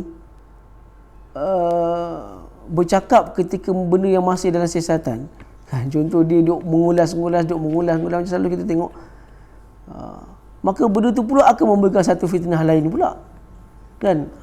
Akan membuatkan, so apa yang kita sebut kat sini ialah benda yang pertama sekali adalah seandainya kita ditimpa apa-apa fitnah, benda yang patut kita lakukan adalah kita membersihkan fitnah daripada diri kita. Kita kena membersihkan fitnah yang berada dalam diri kita. Itu benda yang satu bentuk perjuangan yang Nabi SAW dan juga para sahabat ada isyaratkan dalam hadis-hadis Nabi. Yang mana kita perlu Nabi SAW sebut dalam hadis, al-bayyinatu ala mudda'i wal yaminu ala man ankara. Al-bayyinatu ala mudda'i, menyediakan bukti bagi orang yang mendakwa sesuatu, wal yaminu ala man ankara, dan bersumpah dengan nama Allah bagi orang yang mengingkari sesuatu benda yang terjadi atas diri dia. Itu adalah satu kaedah dalam fiqh. Al-bayyinatu 'alal mudda'i wal yaminu 'ala man ankara. Memberikan pembuktian bagi orang yang mendakwa sesuatu dan bersumpah atas nama Allah bagi orang yang menidakkan sesuatu. Jadi itu adalah yang Nabi sendiri menyebutkan bahawa kena mempertahankan maruah dia. So dalam kes ni Nabi Yusuf dia mempertahankan maruah dia dengan mengatakan dia ni dulu yang menggoda aku. Tapi berlaku satu pembelaan pula. Wa syahida syahidum min ahliha. Dan di kalangan ahli keluarga perempuan tu adanya seorang, dia orang terjemah saksi ke kat situ? Semua terjemah saksi Saksi dari keluarga perempuan. Saksi. Saksi daripada keluarga wanita. Ada lain lagi? Semua saksi sebab saya rasa saksi mungkin betul lah saksi. Tapi kalau kita nak sebutnya saksi ni melibatkan benda tu dia live ada waktu tu. Betul. Adakah dia saksi? Tapi dalam tafsir wasit dia kata itu bukan bermaksud saksi. Itu dia. Kat situ tulis tu ke? Peliknya. Bercanggah besar kan ni sebenarnya. Sebab sepatutnya syahidun ialah orang yang berada dalam orang ramai tu. Bermakna masa dia orang semua tengah bergaduh ni, ahli keluarga pun dah mula datang. Wa syahidun. Di kalangan yang datang ramai-ramai itu, seorang bercakap. Sebab seandainya dia kata saksi, dia tak menyaksikan perkara tersebut. Mana boleh dia anggap saksi? Saksi kena menyabitkan mata, pandangan mata, kan? So kita kata yang Syamil punya tu bagi saya lebih tepat lah. Berkatanya salah seorang ahli keluarga wanita yang hadir bersama. Benda ni bermaksud apa? Sebab apa? Sebab lepas ni kisah dia dorang viral. Zaman tu dah ada kuasa viral lah. Viral. Sebab apa viral? Kita akan tengok apa punya, kenapa saya kata viral. Ayat selepas tu akan sebut. Satu sebab apa? Sebab dia ni isteri bangsawan. Dia samuan. Dia bukan biasa-biasa. Dia isteri bangsawan. So disebabkan itulah waktu tu orang dah berkerumun datang. Sehinggalah berkatanya salah seorang yang hadir kat situ, dia bagi cadangan tentang orang yang hadir dalam keluarga perempuan ni. Di sini ada beberapa pandangan para ulama tafsir. So dia kata budak kecil. Sebab apa? Dalam sebuah hadis riwayat Muslim ada mengatakan Nabi SAW ada menyebut bahawa arba'un minan nas kana yatakallamu fil mahdi. Ada 4 jenis orang yang pernah bercakap ketika dia masih dalam buayan, ketika masih kecil. Kecil di waktu umur yang tak boleh bercakap lagi. Sekitar umur 3 tahun ada 3 tahun macam tu lah ke 4 tahun dah mula boleh bercakap kan. Bermakna dah mula bercakap sikit-sikit lah. Mungkin umur saya rasa average umur 4 ke 5 tahun macam tu lah. Antara 4 orang ni, antaranya ialah Nabi Isa masa dia kecil. Kemudian Masyitah, zaman Masyitah tu, anak dia yang terjun sekali dalam periuk api tu. Masyitah tu pun nama dia Masyitah, si penyikat. Kerana masyid tu ialah sikat. Nampak nama dia Masyitah. Kalau orang tu nama anak dia nama Masyitah, bermakna si penyikat rambut. Masyitah tu yang asyik. Bapak dia tunggu 3-4 jam kat depan, dia menyikat je rambut agak. Namanya pun dah Masyitah. Okay. Tu, kemudian antaranya disebut saksi. Saksi kepada keluarga Zulaikha. Tapi para ulama dalam membahaskan hadis tu, ada yang mengatakan hadis tu dhaif, hadis tu tak kuat. Sebab benda yang disebut 4 perkara tu ada yang berkait dengan perkara Israiliyat. So cerita dia tu sebab Allah tulis syahidun. Syahidun ni siapa-siapa. Macam tu lah. Itu syahidun. Tak ada alif lam dan diletakkan tanwin. Kalau benda tu tak ada alif lam, letak tanwin, bermakna entah siapa-siapa entah. Macam tu lah. Bermakna di kalangan tu adalah seorang cakap. Dia kata apa? In kana kamisuhu qudda min kubul fasadaqat. Kalaulah baju Nabi Yusuf ditarik daripada arah depan, betul lah dia kena rogol. Bini kau kena rogol sebab ditarik arah depan. Sebab apa ditarik arah depan? Penanda dia dirogol kerana benda itu berbentuk berhadapan.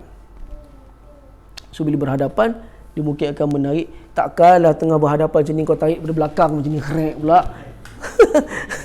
Kan? Tak adalah orang nak buat macam itu. Mana make sense tak dia sebut? Make sense, betul lah. Kemudian wah minal kazibin. Ni bohong. Yusuf bohong, bini kau betul. Tapi dia kata wa in kana kamisuhu qudda min dubur, tapi kalau baju dia dikoyak daripada belakang, fakazabat wa huwa minas sadiqin. Bini kau yang bohong, Yusuf ni yang betul. Ni anak kau ni, yang kau jadikan anak angkat ni yang betul sebenarnya. Sekali dia pun kata falamma ra'a qamisahu, ketika kedua-duanya kan dia sebut, ketika kedua-duanya melihat baju Nabi Yusuf siapa? Dia sebut apa? Ya? Ketika suami itu. Okey, setelah suami itu Okey, suami itu. Ra'a, okey. Yap. Tengok tafsir. Okey, betul. Ketika suami itu melihat baju Nabi Yusuf dikoyak daripada belakang, qala innahu min kaidikun. Bila dia tengok baju tu dikoyak dari belakang, dia kata innahu min kaidikun. Ini tak lain adalah ni muslihat. Dia guna perkataan kun. Kalian pahara wanita. Dia terjemah apa situ? Sesungguhnya ini adalah dari tipu daya kamu orang-orang perempuan. Nampak? Dia guna perkataan kun. Dia kata apa? Ini semua ini semua muslihat orang perempuan ni.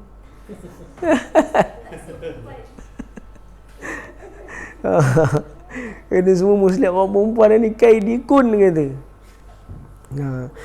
Tapi bagi wanita yang ni lah, yang menuruti hawa nafsu lah. Tapi bagi wanita yang memelihara kehormatan diri dia, bukanlah termasuk dalam ayat ni. Dan dia memperingatkan satu benda. Inna kaidakunna azim. Kau tahu tak, muslihat orang perempuan ni besar tau. Nak cakap itu. Muslihat orang perempuan ni besar tau. Dia tak cakap bini dia. Dia tu apa situ? Macam mana? Sebab kun. Tipu daya kamu. Orang lain sebab apa? Tipu daya kamu dah adalah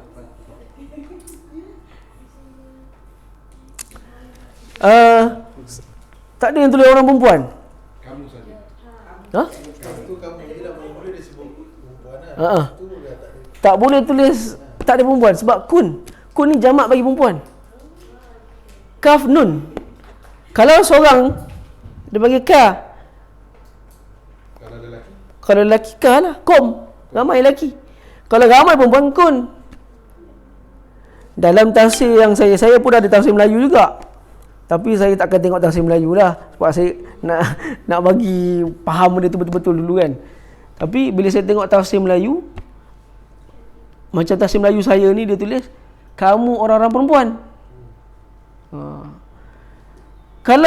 Kalau dari sudut bahasa Arab pun, memang kun ni perempuan. Dia tak mention pasal bini aku. Dia tak kata ini muslihat bini aku. Tak. Ini muslihat orang perempuan. Tapi orang perempuan dalam bracket orang perempuan yang macam itulah. Gitu. Orang perempuan. Tapi dia ingatkan. Ingat. Setiap orang perempuan muslihat orang perempuan ni, nak katanya muslihat orang perempuan ni besar, orang ni ingat. Dalam tafsir, kalau saya baca tafsir Wasit Tantawi, dia mengatakan bahawa ini di antara akhlak lain yang kita boleh nampak si Aziz ni. Dia tak nak salahkan bini dia sebenarnya. Sebab apa? Dia nak jaga nama baik bini dia.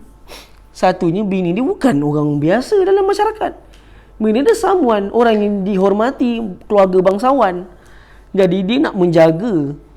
Macam saya dah sebut minggu lepas kan, ada hadis Nabi. Nabi kalau disampaikan berita buruk tentang sahabat, dia tak guna perkataan engkau. Dia guna apa? Mereka. Menjaga aib. Penggunaan perkataan tu. Sebab apa dia guna? Dia bukan nak menyalahkan orang perempuan. Dia sebenarnya nak salahkan bini dia. Tapi dalam keadaan melapik. Faham tak? Kalau dalam tafsir Wasit, dia cakap memang nak salahkan bini dia. Sebab dia tahu dah bini dia salah dalam kes ni. Memang kantoi habis lah. Tapi dia nak sebutnya, ini muslihat orang perempuan ni. Kau kena ingat orang perempuan ni bahaya. Nak cakapnya bahaya. Kata. Nabi SAW sebut dalam hadis riwayat Muslim, Nabi kata apa? Ma taraktu min ba'di fitnatan adarru ala bani Israel fahuwa minan nisa. Tidak ada satu fitnah yang paling besar pernah diturunkan selepas daripada aku ke atas Bani Israel, melainkan dia datang daripada orang perempuan. Dalam satu syair ada sebut, masa saya belajar dulu lah, sebelum belajar dulu saya suka baca syair cinta. Ada satu syair tersebut, dia kata, wailaha in aqbalat wa in hiya adbarat waqa'as sihamu wa naz'uhunna alimu. Kata orang perempuan ni, wailaha, betapa teruknya perempuan ni. Bukan kata betapa teruknya, kata betapa susahnya aku nak tahan nafsu aku ni. Kalau dia berpaling kot depan pun aku dah rasa lain, dia paling kot belakang pun aku rasa lain. Dia kata apa? Waqa'as sihamu wa naz'uhunna alimu. Kerana memandang mereka bagaikan satu panahan yang tepat ke arah jantung. Dan kalau dicabut panah tersebut sangatlah sakit dia.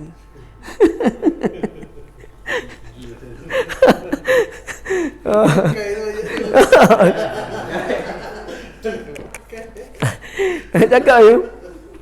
Tapi saya lepas tu saya tinggal tu benda tu. Masa saya yang bacakan syair tu, saya ingat syair tu guru saya sini pernah sebut syair tu. Dan saya lepas tu pernah baca lah. Lepas tu saya dengar kawan saya cakap macam ni tu.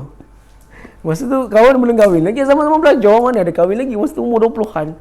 Dia kata, "Dok, kenapa sebab dekat Morocco kita nak jumpa yang pakai perempuan yang pakai niqab, yang pakai tudung ni, bukan pakai niqab, pakai tudung pun, tudung 3 segi pun susah. Kalau di jalan tu lebih kurang 80% kemudian tak tutup aurat lah. Fairuz pun tahulah. Di tempat saya lebih teruk lah benda tu, sebab dia diwartakan UNESCO sebagai bandar pelancongan. Tetuan tempat saya ni sebagai bandar pelancongan. So ngapal hadis saya lupa, ngapal tu lupa, ngapal ni lupa. Sebab dekat jalan semua ibu perempuan pakai macam tu. Kemudian kawan saya tersebut tau, kata, "Dok, kenapa bila aku pandang perempuan-perempuan kan, aku terasa macam sakit dekat jantung aku ni." Terus saya terus terkenang syair tu. Betul kot benda ni. Memang ada orang yang rasa sakit dekat jantung dia bila dia terpandang kepada seorang perempuan, dia kata. Mungkin betul lah. Ya, masalah. Bila ni kan dia cakap kena bergoncang. Kita tahulah perasaan masing-masing kan. Itu perasaan manusia kan, kita kata. So dia kata ini memang dia nak sebutnya, dia punya penangan, nak cakapnya dia nak sebut kat situ, kata penangan dia orang ni bahaya tau. Nak cakapnya inna kaida kunna azim. Itu dari sudut apa? Seorang suami yang cuba menjaga maruah isterinya. Sebab apa? Ramai tak time tu? Saudara mara tu yang datang sekali. Ni semua kata, sudah apa pasal pula si Aziz tu. Kata, "Meh lah kita tengok kejap kan." Kata, "Gila tengok kejap beramai-ramai. Ajaklah Pak Long, Pak Menakan apa semua. Mak Long semua datang sekali tengok."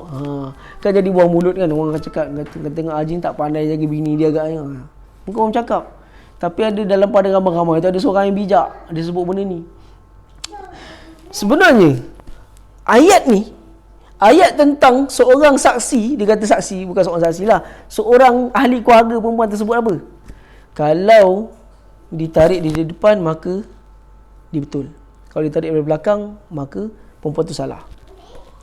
Ayat ni dijadikan sebagai suatu rang undang-undang di dalam menghukum sesuatu di dalam bab jenayah. Okey? Kerana kalau kita tengok dalam kitab-kitab fiqh dia ada beberapa bab. Di antara bab yang mereka bicarakan dalam bab-bab ni dipanggil sebagai al-qadha'u asy-syar'i, iaitu penghakiman syariah. Buku-buku ni selalunya yang lawyer-lawyer syariah dia kena hadam, dia kena baca buku-buku macam ni. Al-qadha'u syar'i nama dia. Dan kebanyakan kita qadha'u syar'i akan menggunakan dalil ni di dalam menghukum sesuatu perkara, iaitu menghukum sesuatu perkara dengan melihat hin. Saya tak tahu nak terjemah apa dalam bahasa Melayu. Saya nampak perkataan tu hin lah. Hin tu apa kita panggil? Petunjuk. Bukti ataupun petunjuk. Dengan melihat kepada bukti. Okey? Contoh, kita kata dalam kes ni, dalam kes Yusuf, dia melihat kepada bukti yang mana bukti dirogol adalah adanya pergelutan, dan pergelutan bila berhadapan dikoyak dari belakang. Dan seandainya dirogol dicabul, pihak yang kena cabul tu mesti dia mempertahankan diri dia dan membelakangkan orang tu dan akan ditarik daripada belakang. Itu melihat pada bukti.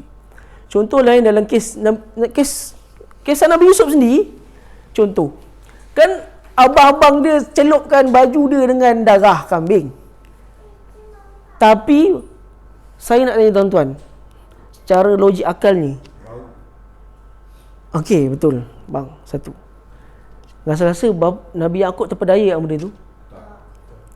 Bila abang dia tunjuk pun, kau ingat aku bodoh agaknya. Bukan bapak dia kat tu. Kau tunjuk, kau ingat aku bodoh agaknya. Satu, abang kata bau relevan, bau. Yang kedua, tak ada kesan koyak. Ada kalau kata kena makan serigala dah ada kesan koyak. Mana ada kesan koyak? Tu sebab Nabi aku kata kau ingat aku bodoh agaknya. Tak ada. Kemudian banyak kes contoh Imam Malik di antara orang yang menggunakan benda ni sangat meluas, sehingga kan dia berfatwa apa tau. Fatwa dia ni kontroversi sikit lah. Memang dalam kitab-kitab fiqh Maliki memang disebut benda ni. Dia kata apa? Diharuskan memukul orang yang dituduh mencuri dengan tujuan dia akan mengaku ataupun dia akan memberitahu siapa yang mencuri. Halal pukul orang yang dituduh mencuri, sebab dia akan menjadikan orang tu sama ada beritahu siapa pencuri ataupun kalau dia pencuri dia akan mengaku benda tu. Sebab apa? Dia melihat kepada petunjuk. Kemudian dalam kisah Nabi Daud, kisah Nabi Sulaiman, anak dia, kisah Nabi Sulaiman. Dua orang wanita mengaku ada seorang anak ni, dua orang wanita berebut. Salah seorang anak ni dah kena makan dengan serigala. Itu sebab dia kata kena makan serigala ni adalah masalah orang dulu. Benda tu bakal tercatat dalam syair-syair. Dalam kitab tafsir pun tercatat perkara tersebut. Kes anak kena makan serigala ni. Salah seorang ni anak kena makan serigala. So satu orang anak ni telah diperebutkan oleh dua orang perempuan. Dan kisah ni walaupun dalam Israiliyat, tetapi adanya pengakuan daripada adanya i'tidad, kita panggil, adanya diperkuatkan oleh kisah yang lain lah. Dua orang perempuan ni bergaduh. Dia kata ni anak aku, dia kata anak aku juga. Tapi Nabi Sulaiman menyelesaikan masalah tu dengan dia mengambil pisau. Dia kata ambil pisau, aku nak sembelih budak ni. Tapi yang menghalang Nabi Sulaiman buat tersebut, Nabi Sulaiman kata ini anak kau. Sebab dia menangis. Dia kata tak nak bagi. Sebab dia kata jadi Nabi Sulaiman melihat kepada petunjuk tu, mengatakan ini adalah mak kepada budak tersebut. So banyak perkara yang melihatkan kepada petunjuk dalam bab qada' syar'i ni. Bahkan kalau kita tengok dalam rang undang-undang sendiri pun, mereka akan melihat contoh kita kata seseorang telah mendakwa dia telah dirogol. Okey, telah dirogol. So, kalau dalam Quran sebut lam wa illam ya'tu bi arba'ati syuhada, kalau dia tidak dapat membawa 4 orang saksi, kan? 4 orang saksi tu pula kalau disyaratkan dalam hadis, mestilah orang yang tidak ada rekod pernah membuat pengakuan bohong. Pernah membuat pengakuan mahkamah secara berbohong. Kena ada rekod tu. Dia panggil al-amin, yang tak berbohong, yang tak ada rekod membohong. Bohong benda kecil-kecil tu adalah, itu sifat manusia. Tapi kalau yang membohong di dalam pengakuan mahkamah, tak ada rekod tu, 4 orang ni mesti clean. Dan 4 orang tu pula, kalau dalam kitab fiqh lama, ada mensyaratkan seperti mana dia orang 4 tu kena melihat seperti mana celak masuk ke dalam sarungnya. Itu adalah takbir daripada kitab fiqh. Seperti ya? Betul tak ada sebut benda tu je? Sebab kalau baca dalam kitab Jawi pondok pun ada sebut benda tu. Seperti mana celak yang masuk ke dalam sarungnya. Maksudnya bukan, minta maaf cakap, dia bukan setakat masuk saja, dia kena tenggelamnya hasyafah, tenggelamnya kepala zakar, kena nampak benda tu. Tetapi kalau kau tak nampak perkara tersebut, benda tu tak dapat dibuktikan oleh 4 orang ni, yang menuduh ni akan disebat akan disebat pula 80 kali sebatan. Kerana menuduh orang lain berzina tanpa sebarang bukti. Telah pun berlaku di Pakistan. Negara Pakistan antara negara-negara kecil. Negara Iran, Pakistan antara negara-negara yang pernah mengaplikan syariah law. So seorang ni perempuan ni telah mendakwa bahawa dia telah dirogol. Tapi tak dapat bawa 4 orang saksi. Perempuan tu pula kena sebat. Sedangkan dia dirogol. Sebab alasan dia tidak ada 4 orang saksi yang nampak secara live tersebut. So walaupun nak buat hudud, nak buat hukum Allah, tetapi tak beres dari sudut pengamalan dia. Bahkan sebarang beberapa ulama menghukumkan haram mengaplikan syariah ketika itu. Seandainya tak cukup bukti. Nabi SAW sini sebut dalam sebuah hadis, dalam hadis Musnad Ahmad, Nabi menyebut apa? Idra'u anil muslimin al-hudud mastata'tum. Kalau boleh tolak hukuman hudud kepada seorang Islam, kau buatlah. Seandainya tak cukup bukti, kau tolaklah hukum hudud tu. Betul tak? Nabi buat tak benda tu? Nabi buat. Orang tu, sahabat Makhzumiyah tu kan, kes hadis Bukhari, perempuan Makhzumiyah tu datang, dia mengaku dia berzina. Nabi tak nak dengar. Nabi pun nak tempat lain. Dalam hati Nabi mungkin pergi mengaku pula. Apa mengaku? Seandainya dia sorok, tak ada orang tanya. Dia takkan kena bunuh pun. Dia takkan direjam pun. Kemudian Nabi kata apa? Kau peluk-peluk je kot, bukannya berzina. Dia kata tak, memang aku berzina. Kemudian Nabi kata pada perempuan tu, tunggu sampai lahir lah. Kalau ikut kan, tunggu sampai lahir, dia boleh lari tak? Dah lahir anak datang lagi pada Nabi. Nabi kata tunggulah dah cerai susu. Boleh lari lagi tak nak tunggu cerai susu? Boleh. Tapi tak, dia datang lepas cerai susu. Dia bawa endong anak dia dalam keadaan anak dia tengah pegang roti. Itu sebab Nabi pernah sebut, kalau boleh tolak hukum hudud ni kepada orang Islam ni, tolaklah. Seandainya tidak cukup bukti. Satu benda mahal yang Nabi sebut apa? Li ayyukhti'a fil afwi khairun lahu min ayyukhti'a fil uqubah. Dia tersilap mengampunkan lebih baik daripada tersilap menghukum orang tu. Nampak? Tersilap mengampunkan lebih baik daripada tersilap menghukum. Sepatutnya bukan 4 orang saksi. Bahkan dalam kitab-kitab qada' syar'i, 4 orang saksi ni bukan bermakna 4 orang saksi ni tak ada. Dah tu kita sebat dia dengan sebat menuduh orang lain berzina tanpa bukti. Tak. Mereka mengatakan, para ulama fiqh mengatakan, sebenarnya tujuan ayat tu menyebut 4 orang saksi adalah engkau mencari segala benda yang boleh menjadi bukti. Itu maksud ayat tu. Sebab kau kena faham, dalam bahasa Arab dia ada panggil sebagai al-ikhtisar. Bermakna kalau Allah sebut tu juga. Boleh tak kita pergi tempat lain sekali? So dia ada klausa macam tu dalam bab tafsir. So dalam kes ayat macam ni, dia masuk dalam bab macam ni. Bermakna ayat tu bermaksud bukan 4 orang saksi itu sahaja sebagai bahan bukti. Apa lagi bahan bukti? Medical report, koyak pada kemaluan, CCTV, apa pun. Semua tu adalah qarinah, petunjuk kepada membuktikan seorang itu bersalah. Itu baru betul nak buat syariah law. Masa Dr. Hasri sebut benda ni, Mufti Perlis sebut benda ni, orang semua hentam dia. Beberapa orang ustaz mengatakan bahawa siapa yang tak setuju kepada hukuman hudud yang ingin dibawa oleh sebuah pihak, maka dia telah kafir. Kubur dia tak boleh ditanam kuburan orang Islam. Kau gelak, benda tu betul dia sebut. Tak boleh dikuburkan di kuburan orang Islam. Bermakna dia kafir. Ulama bahas benda ni sangat panjang. Ulama kata dalam bab qada syar'i ni, ulama bahagian kepada 2 benda.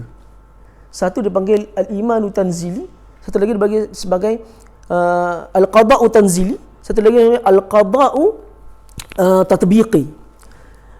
Apa dia tanzili dan tatbiqi ni? Tanzili ni maksudnya ayat tu kau kena beriman. Sebab secara Qurannya kau kena beriman. Tetapi tidak bersetuju kepada cara pelaksanaan tidak menjadikan kau orang kafir. Kerana melaksanakan benda tersebut terbuka kepada ijtihad. Betul tak? Kena lihat faktor semasa, kena lihat faktor ekonomi, kena melihat kepada kesahihan bukti, kena lihat banyak faktor untuk apply benda tu. Satu dari sudut application, satu dari sudut keimanan dia sebagai di Quran. Yang dianggap kafir apabila engkau menganggap ayat ini bukan sebahagian daripada ayat Quran. Tapi kau tak dianggap kafir kalau kau tak setuju dia belum sesuai dilaksanakan. So benda ni orang tak dapat beza. Benda ni tuan-tuan pernah dengar kan? Benda ni dekat dalam, bukan kat parlimen, dalam sidang DUN. Diorang bahas pada benda ni tanpa ilmu. Yang parti tu pun tak ada ilmu, yang tu pun sama 2 kali 5 pun tak ada ilmu juga. Dia mengatakan bahawa kafir siapa tak percaya dengan 355. Kafir disebut. Bila Dr. Hasri sebut apa? Dr. Hasri sebut selagi mana gaji, penyelarasan gaji belum diselesaikan, mas kahwin belum diselesaikan, ekonomi belum diselesaikan, pengangguran belum diselesaikan, hudud tak boleh dijalankan. Menunggu waktu kondusif. So banyak faktor kita kata. Contoh, nak potong tangan orang yang mencuri. Pihak yang cuba membawa benda tersebut, saya dengar ni daripada peguam sendiri, kerana dia orang buat perbincangan tu. Pihak yang nak bawa benda ni, hukuman hudud yang nak dijalankan tu, bila ditanya apakah kriteria nak memotong seorang yang mencuri, berapa ringgit yang diperuntukkan untuk baru boleh dipotong tangan dia, tak ada jawapan. Sebab apa? Rupanya mereka cuma meminjam daripada kitab-kitab fiqh lama sahaja sebagai panduan untuk nak buat hudud. Tak boleh. Kitab fiqh lama dah tinggalkan kita zamannya. Ini memerlukan ijtihad baru. Ini semua kerja-kerja orang yang belajar qada syar'i, orang yang belajar syariah. Ini kerja diorang lah. Peguam-peguam syar'i. Ini kerja diorang yang kena bincangkan benda-benda ni. Kemudian, di bahagian mana nak potong yang tidak menyakitkan? Dah beres belum bab tu? Itu dibincangkan dalam kitab fiqh. So kalau benda tu belum beres, tak boleh buat, tak ada bukti, tak kondusif, tak cukup, tak boleh buat. Ya? Kena ada syarat dia. Harta tu mesti harta yang disimpan, bukan harta yang kau leleh-leleh tempat-tempat tu, tiba kau nak hukum hudud. Tak. Mestilah benda tu harta yang dikunci, yang disimpan. Terlalu banyak syarat. Tu yang Nabi sebut. Kalau boleh tolak hudud ni, tolak. Seandainya tak cukup bukti. So benda ni kena faham. Dia jangan main semangat je. Akhirnya dia sebut apa? Waman lam yahkum bima anzalallah faulaika humul kafirun. Sesiapa yang tidak berhukum dengan hukuman Allah, maka dia adalah orang-orang yang kafir. Ayat tu pasal apa? Sini pengalaman saya bang. Pengalaman saya. Tapi ini benda jahat lah yang saya pernah buat lah. Tak patut saya buat. Sampai sekarang saya rasa menyesal lagi. Pensyarah saya di Morocco, pelajar Malaysia wajib belajar sistem undang-undang Morocco. Dan sistem undang-undang Morocco ditulis dalam dua bahasa, Perancis dan juga bahasa Arab. Boleh bayang tak saya nak hafal yang Perancis? Macam nak mati hafal Perancis tu. Tak faham apa benda pun. Hanya saya baca, saya hafal buta je, rececer, saya baca macam itu je. Apa benda perkataan saya pun tak tahu maksud dia apa. Dan yang dalam bahasa Arab pun tak faham juga. Walaupun bahasa Arab, sebab dia gunakan istilah undang-undang. Kita istilah undang-undang bahasa Melayu pun boleh faham ke? Tak boleh faham istilah undang-undang bahasa Melayu. Tapi istilah undang-undang bahasa Arab belajar.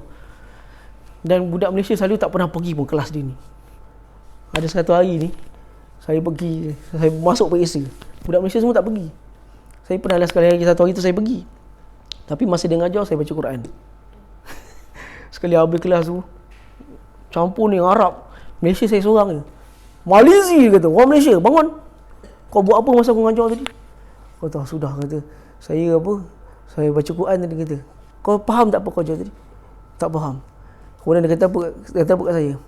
Cuma mekelah, dia kata. Mekelah ni bahasa Arab, pemalas nak mampus. Dia kata kau ni pemalas betul. Mekelah, dia kata. Semua Arab ni nampak ni. Satu hari ni saya masuk periksa dia. Soalan dia bagi, mengikut akta ni, jelaskan akta ni. Aku kata mampus, tak baca langsung. Memang aku balik dalam keadaan tak lulus ni, aku kata. Memang tak lulus aku paper ni. Tahu saya apa saya tulis? Saya tulis kat situ, wa man lam yahkum bima anzalallah fa ulaika humul kafirun. Siapa yang tidak berhukum dengan hukuman Allah, maka dia adalah orang-orang kafir. Saya tulis ayat tu. Satu benda je saya tulis dekat atas kertas tu. Itu saya hantar. Saya hantar orang awal siap. Arab semua berjela-jela kertas ni, saya baru hantar. Saya hantar satu ayat yang saya letak. Minggu depan tu dia tunjuk kertas saya. Kata, ini ada orang letak ni, wa man lam yahkum bima anzalallah, dia kata. Dia suruh mengaku time tu juga. Wah, kata mati dah aku, memang aku kena dah. Meninggal dalam syarah. Pasal ayat tu lah saya ingat. Tapi benda tu tak baik lah, jahat lah benda tu saya buat kan. Lepas tu Allah hukum saya. Peperiksaan akhir saya kertas dia. Tak pernah dalam sejarah universiti pendapat markah tu saya lah orang pertama yang mencipta sejarah dapat markah macam itu. Tertulis dekat papan markah tu, sampai Arab semua kata dia orang sampai tercengang, tak pernah jumpa orang dapat markah macam itu. Dia bagi saya markah berapa? 0.01. Masa tu kawan-kawan semua tu beranjat tengok markah tu. Sampai Arab semua kata, kau biar betul tak pernah kau dapat markah macam ni, kata. Ini umpama kau tak datang langsung ni, kata. Dia kata 0.01 umpama kau datang tu kau balik-balik, kata. Itu dia kata kekenangan. Memang orang kata Allah hukum balik benda yang saya buat tu lah. Dia cakap pasal ayat tu lah, wa man lam yahkum bima anzalallah tu lah. Sebenarnya ayat tu tak boleh di-applykan terus macam tu. Dia ada asbabul wurud dia, penyebab ayat tu turun sebenarnya. So kita kena faham dari sudut qada syar'i kita panggil undang-undang Islam. Okey, undang-undang Islam. Tapi alhamdulillah Malaysia di antara negara yang menjadi role model bagi contoh hukum perundangan Islam.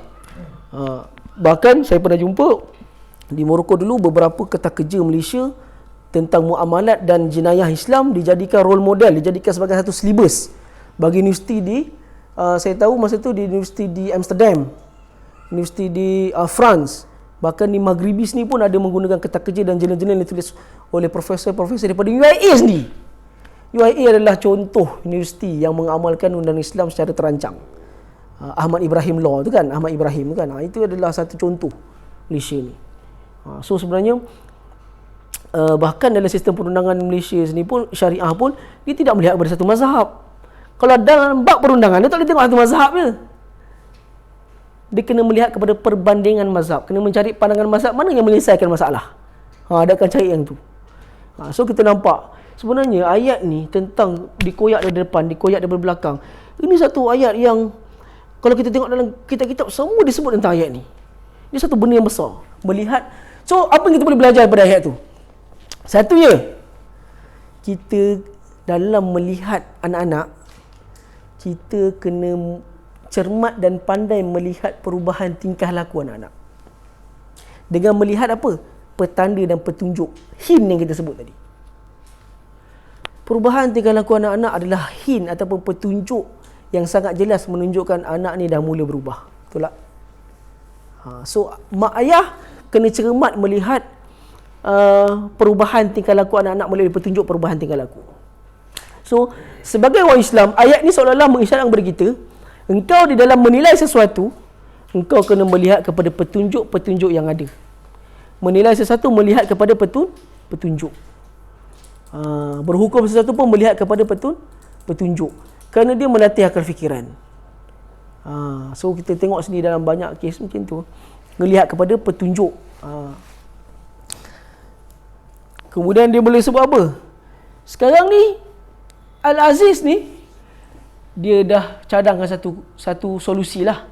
Dia kata apa? Yusuf a'rid an haza. Sekarang ni kita nampak satu lagi sisi sifat suami dia ni macam ni. Dah lah baik dengan anak angkatnya.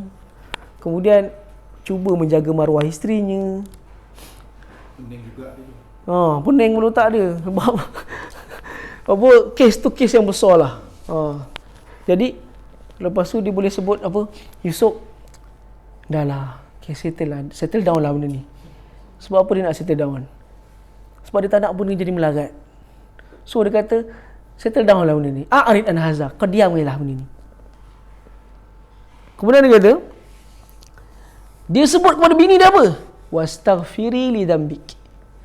Kau pula, kau bertaubatlah daripada dosa kau. Tu dia nasihatkan. Kau bertaubatlah daripada dosa kau. So daripada ayat ni kita boleh faham satu perkara juga. Orang perempuan dan juga anak-anak ni, anak perempuan, orang perempuan, anak-anak lah, kita jangan biarkan mereka tanpa memberi sebarang nasihat. Nabi SAW sebut dalam hadis apa? Istausun nisa abil khair. Nampak benda ni penting ni. Istausun nisa abil khair. Engkau kena beri nasihat kepada orang-orang perempuan ni. Tengok lelaki dia bagi nasihat kepada isteri dia kan. Kau taubatlah daripada dosa kau. Taubatlah daripada dosa kau. Kemudian dia kata, Nabi kata, selalulah nasihat isteri-isteri kau dengan perkataan yang nasihat yang baik. Fa inna a'waja syai'in fi dhal'il insan a'lah. Kau kena ingat, tulang yang paling bengkok dalam badan manusia ni adalah tulang rusuk. Tulang rusuk dalam badan manusia ni adalah yang paling bengkok, tulang rusuk. Fa in zahabta tuqimah kasarta. Kalau kau cuba luruskan tulang yang bengkok ni, patah. Kasarta, kau patahkan dia. Wa in tarakta, tapi kalau kau biarkan dia, la yazalu i'wijajan, dia akan terus membengkok. Maka berilah nasihat kepada orang perempuan. Kita cek balik diri kita, pernah tak kita nasihatkan isteri kita dengan nasihat-nasihat yang baik? Kalau suami dah nasihatkan isteri jangan pula balas kata, alah abang pun sama. Tentu. Kalau isteri nasihatkan kita pun jangan balas. Kerana sampai bila lah tak masing-masing tak makan nasihat. Sebab semua kata engkau pun sama. Kau lagi tengok kata nak nasihat aku pula. Tu sebab saya kata memberi nasihat ni satu, macam dalam surah Mulk sebut kan, satu perjuangan memberi nasihat ni. Kita katakan dalam surah Mulk disebut, kalau kau tak dengar nasihat, engkau bakal terjerumus ke dalam api neraka. Sebab bila kau dah masuk neraka, kau akan sebut, kan baik aku dengar nasihat dulu atas dunia. Tetapi orang yang menasihat pula, seandainya dia buat benda ni nasihat tu, dia sendiri buat benda tu, dia dalam hadis riwayat Bukhari sebut apa? Isi perut dia akan terburai keluar dan dia akan dikelilingi oleh ahli neraka yang lain. Dan dia dalam keadaan isi perut dia terkeluar tu, dia berpusing-pusing sekeliling. Dalam keadaan isi perut dia terburai keluar. Itu keadaan dia. Bagi orang yang dia kata apa? Aku dulu atas dunia, aku nasihat orang jangan buat benda ni, tapi aku sendiri buat. Aku suruh orang buat satu benda baik ni, tapi aku sendiri pun tak buat benda tu. So dia dua pihak. Yang dinasihati pun kena, yang menasihat pun macam kau baik sangat. Bukan berkisah macam baik sangat. Menasihati ni wajib, betul tak? Menasihat atas perkara ni wajib. Tapi kau kena pastikan kau adalah orang yang mengikuti nasihat kau sebut. Seandainya kau sendiri culas dan bukan orang yang seperti yang kau nasihatkan, kau tunggu nasihat kau kat neraka nanti. Sifat dia kau mengelilingi dan kadang perut kau terburai.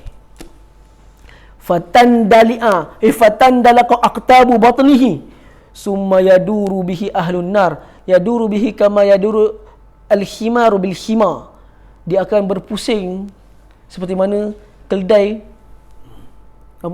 pusing untuk gandum. Keldai pusing dulu orang pakai gandum, kisar gandum pakai keldai. Kisar yang besar tu macam itulah dia berpusing. Bagi orang yang dia tak buat apa yang Allah sendiri kata dalam Quran apa? Kabura maqtas indallah an taqulu ma la taf'alun. Satu perkara dosa yang besar bila engkau, satu benda yang besar lah, bila engkau tak buat benda yang kau sendiri cakap. Kalau kita fikirkan benda tu tak berapa banyak dah dosa aku macam itu. Betul sebenarnya. Benda-benda yang aku sendiri, saya nampak benda ni pada siapa tau? First kali ustaz lah hadis ni. Betul tak? Ustaz lah hadis ni sebenarnya. Konon-konon kau apa, balik Morocco atau ceramah kat orang sana sini macam mana kau baik sangat kan. Orang kata hadis ni memang rasa terpukul. Diri saya sendiri akan rasa terpukul dengan hadis ni. Baik yang diberi nasihat, baik yang memberi nasihat, dua-dua bakal ke neraka. So tapi dalam Islam tidak mensyaratkan mestilah yang menasihati orang yang bersih daripada dosa. Betul tak? Tak disyaratkan. Semuanya orang yang berdosa, tetapi selagi mana engkau nampak benda tu tak betul, kau kena nasihatkan. Ada. Kau kena nasihatkan, betul tak? Itu dia kata istausun nisa'a bil khair. Selalulah nasihatkan orang perempuan ni. Saya selalulah nasihatkan dia. Wa in tarakta la yazaru wijajan. Kau biarkan dia terus sampai itulah dia bengkok. Biar kamu tak boleh. Kan? Membiarkan dia saja. Tak nasihatkan apa-apa, la yazalu wijaja. Dia akan berterusan dalam keadaan bengkoknya. So kita katakan, bila cakap dengan bini pun kalau kita nasihat, dua-dua kena anggap tu satu teguran lah. Kalau duk balas-balas kata abang pun sama, kau pun sama, sampai bila nak habis tak? Sampai bila tak jadi sebuah rumah tangga yang harmoni pun. So dia pun nasihatkan bini dia, kau istighfari, tobatlah kau. Yang kau pula taubatlah. Dia kata innaki kunti minal khati'in. Engkau ni memang dah salah dah pun sebenarnya. Kau bertaubatlah atas kesalahan kau.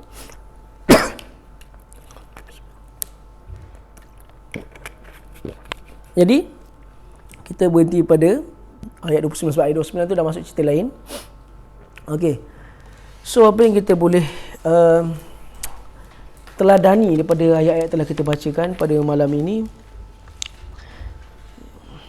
Okey, secara wrap up-nya antara amalan yang dapat membuatkan kita terhindar daripada terjerumus ke dalam kancah dosa dan maksiat ataupun godaan wanita ni adalah terkenangkanlah ayat-ayat Allah ketika itu. Laula ar-ra'a burhana Rabbi. Terkenangkan ayat-ayat Allah ketika itu. Seperti mana dikata innahu la yuflihu zalimun. Sesungguhnya orang yang zalim itu tidak akan sesekali berjaya. Sebab dia guna dalam bentuk fi'il mudhari', maka dia menunjukkan sesekali sampai bila-bila pun tidak akan berjaya. Macam saya sebut tadi, dia kena ada ayat azimat. So dia menguatkan ayat yang kita sebut tadi. Kita kena ajarkan anak kita, kau kena ada ayat azimat kau dalam menghadapi cabaran dunia pancaroba hari ini. Seandainya kau digoda terhadap satu perkara dan hampir nak terjerumus dalam satu maksiat kepada Allah, maka kau kenangkanlah ayat Allah. Kemudian menunjukkan apa?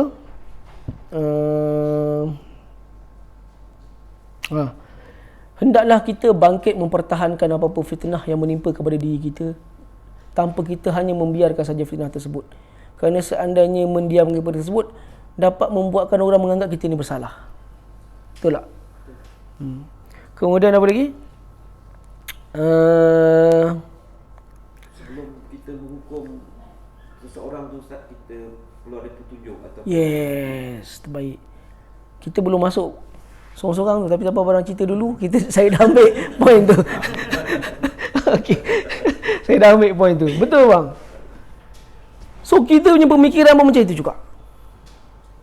Pemikiran kita nak menghukum sesuatu melihat kepada petunjuk. Contoh dalam bab pendidikan anak-anak, kita melihat petunjuk perubahan sikap.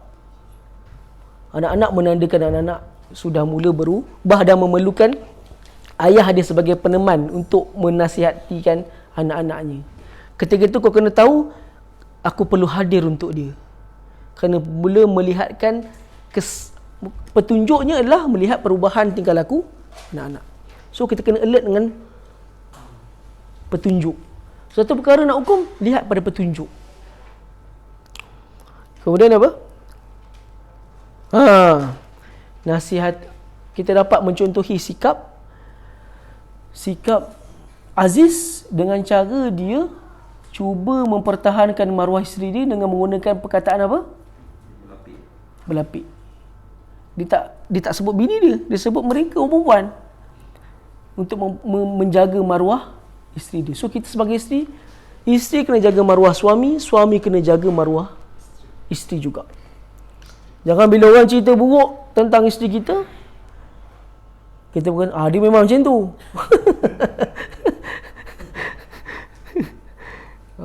Tapi kita sebagai suami, kita lah orang first kena menjadi insan yang mempertahankan dia. Dia tidak bersalah selagi mana dia tidak terbukti bersalah. So apa-apa benda buruk yang dilemparkan kepada dia, pertahankan dulu maruah dia sebagai seorang isteri kita. Itu apa yang Aziz cuba buat, dia mempertahankan. Kemudian selalulah nasihatkan isteri kita, anak-anak kita. Kerana seandainya kita biarkan mereka tanpa sebarang nasihat, seandainya kita kata lantaklah dia nak jadi apa, kan, kita rasa lantaklah dia nak jadi apa, maka itu benda bukanlah perkara yang sunnah. Itu bukanlah perkara yang dituntut dalam agama ni. Tapi agama ni menuntut kita membetulkan perkara yang salah yang terjadi dalam institusi keluarga kita. Jadi setakat itu saja boleh kita kongsi bersama. Dan seperti biasa, sebabkan Abang Fairuz dah 1 point, so dia dah skip lah. Dia dah tak pergi. Syamil, silakan Syamil. Syamil, bismillah. Syamil, macam mana? Bismillah. Tadi ke mana kita? Saya lebih pada mengingat ayat-ayat Allah tu. Tapi macam mana? Ya, kadang kita ingat tapi tak cukup takut. Betul. Jadi nak kena fokus untuk macam tu lah. Betul. Betul-betul kita jadi macam Nabi Yunus, maksudnya kita ingat, kita betul takut, kita patah balik kan. Betul.